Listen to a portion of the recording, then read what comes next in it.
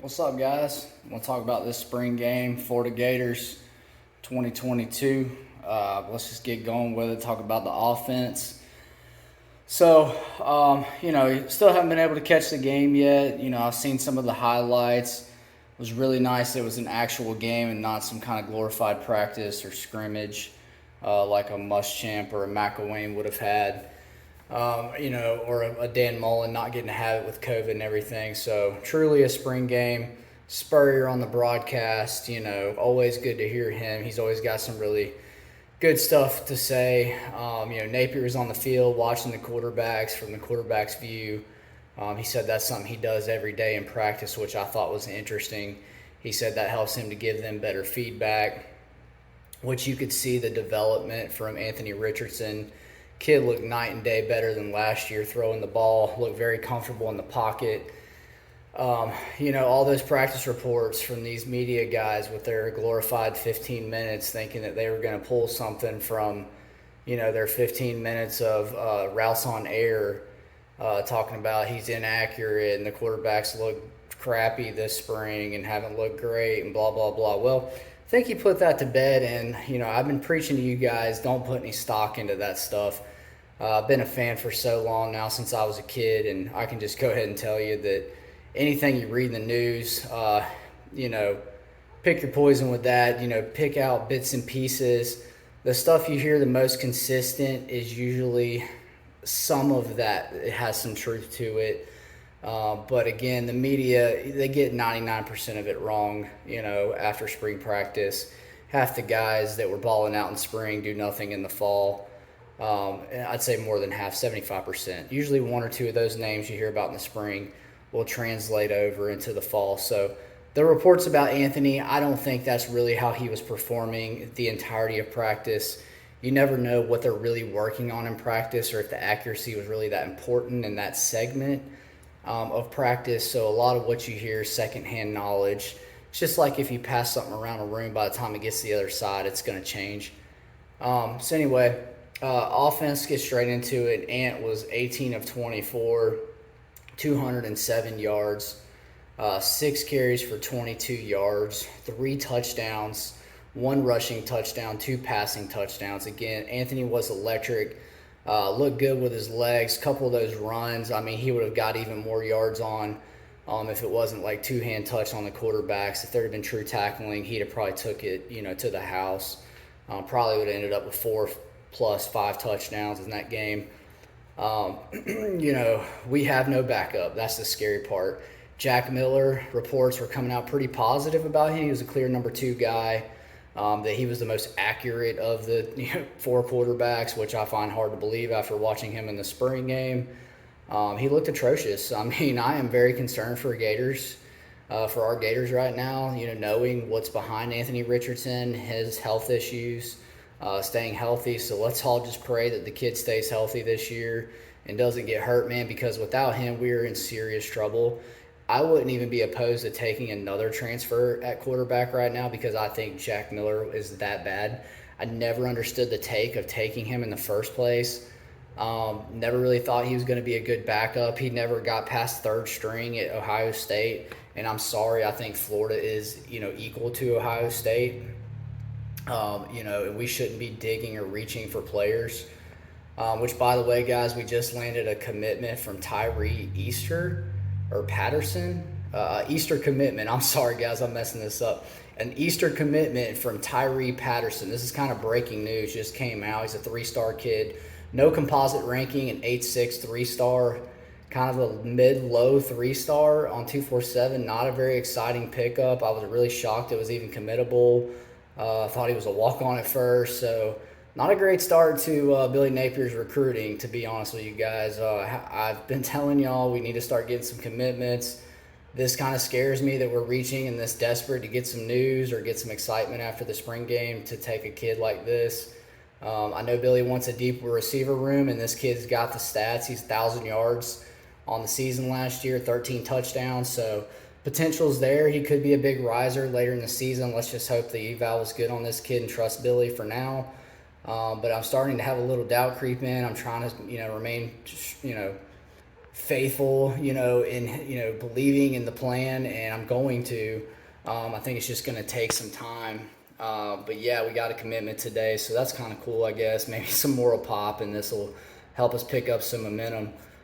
But yeah, quarterback is a must in the 2023 class. We got Max Brown coming in. If the kid comes in and lights it up, then that takes some pressure off of the recruiting in 23 for quarterback. But if he comes in and really needs to be developed heavily, and they're thinking he's going to redshirt, and take a couple years to develop, then we're in trouble. We need a quarterback ASAP to fill the gap behind Anthony. I think I'm going to give it some time. I think let's wait on the transfer quarterback till the fall. If he doesn't perform well or really improve from now through the summer, if Jack Miller looks like this in fall camp, then we need to figure something out because we can't go into a season with, I think he'll be serviceable. I hope he is anyways, but he does concern me. Probably, honestly, who looked better to me was Del Rio Wilson. None of those three quarterbacks, hell, I could see all three of them transferring out, but Del Rio Wilson has the most upside of the backups. Miller was really disappointing. You can see the potential in Wilson, so that could be the Gators quarterback going forward after Anthony leaves.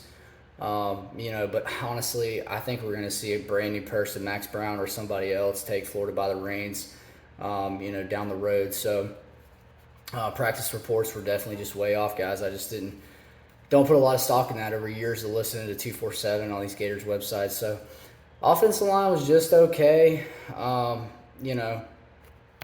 Zone scheme is what we're running right now. Easy physically, hard mentally is what I would say about zone blocking. Takes a lot of studying and getting that down. Once you got it, it's very easy physically to do. We will be there by the fall, so I'm not worried about that. I thought the offensive line looked pretty good. I'm not too worried about that. Not a lot of push in the spring game, but not getting blown off the ball. No sacks, no plays really blown up too bad.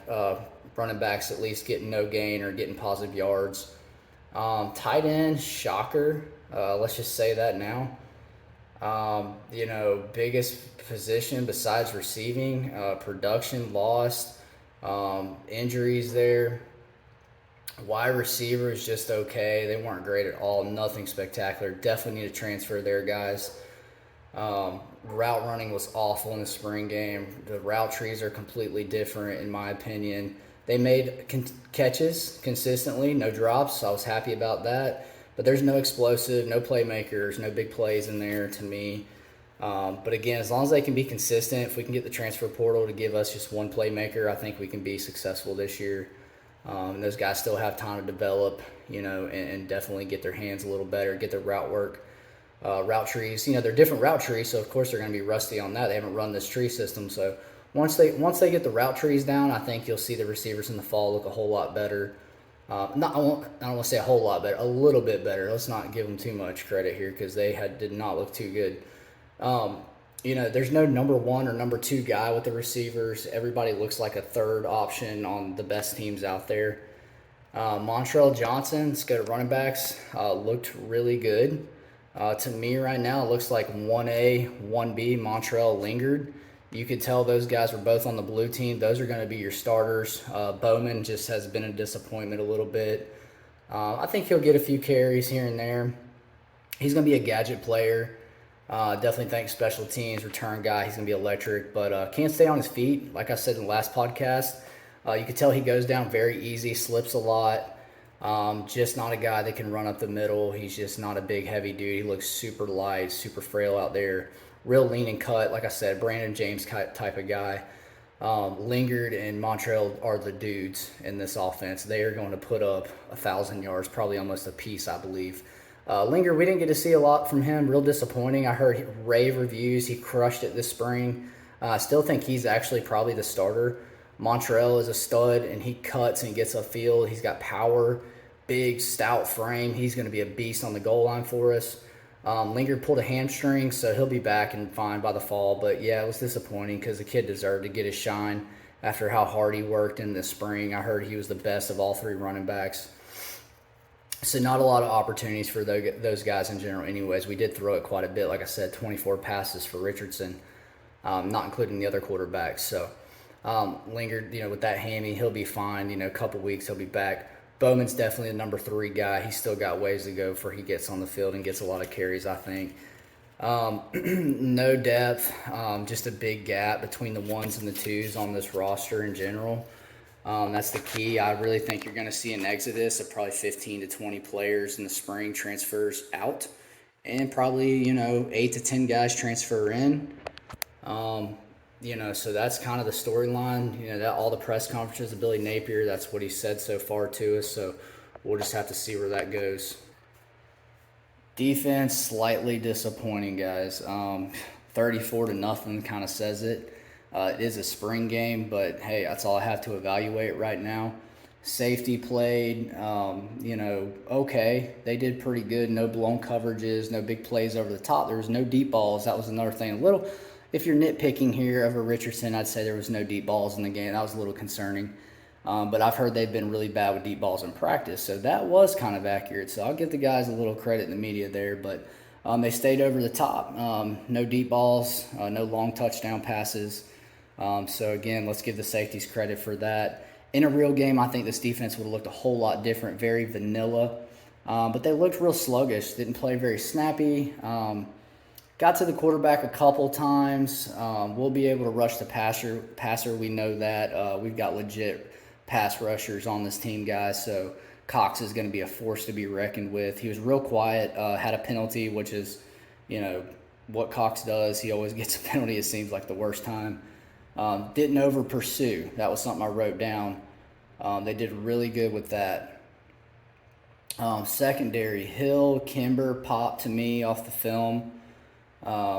Kimber still thin as a rail. Linebacker looked like Grantham's linebackers.